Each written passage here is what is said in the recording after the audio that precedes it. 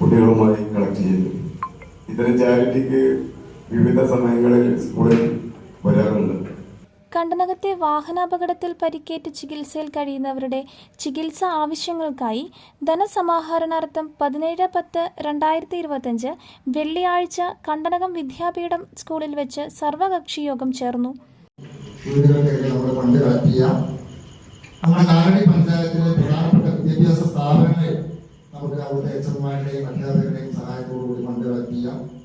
200ഓളം ആളുകൾ പങ്കെടുത്ത യോഗം ചികിത്സാ ധനസമാഹരണ സമിതിയുടെ കമ്മിറ്റി രൂപീകരിച്ചു.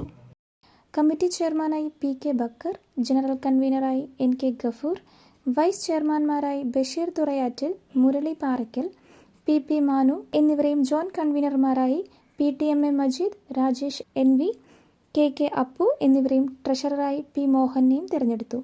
ചികിത്സയിലിരിക്കുന്ന നമ്മുടെ പ്രിയപ്പെട്ടവർക്കായി നമ്മളാലാകുന്ന സഹായങ്ങൾ ചെയ്തുകൊണ്ട് നമുക്കൊരുമിച്ച് അവർക്ക് വേണ്ടി പ്രയത്നിക്കാം.